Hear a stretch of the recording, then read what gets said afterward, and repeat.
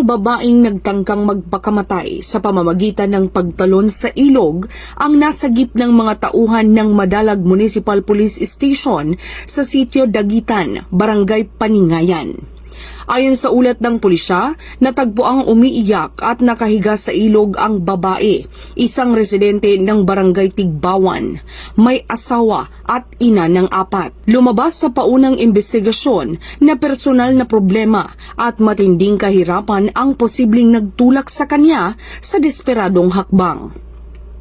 Sa halip na puwersa, gumamit ng mahinahong pakikipag-usap at pag-unawa ang mga pulis upang kumbinsihin ang babae.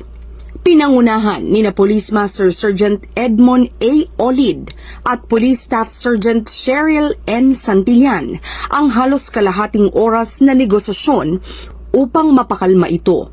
Ngunit sa hindi inaasahang pagkakataon, bigla itong tumakbo patungo sa mas malalim na bahagi ng ilog. Hindi nagdalawang isip si Police Master Sergeant Olid at agad na tumalon sa tubig upang sagipin ang babae na naging susi sa kanyang pagkakaligtas.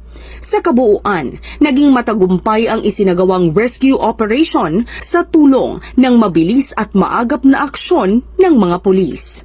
Binigyang pugay ni Acting Chief PNP Police Lieutenant General Jose Melencio C. Nartates Jr.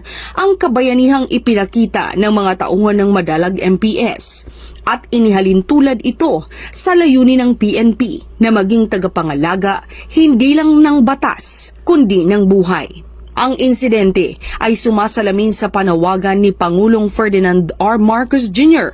para sa isang makatao at may malasakit na pamahalaan. Isang prinsipyong patuloy na isinusulong ng PNP sa lahat ng sulok ng bansa.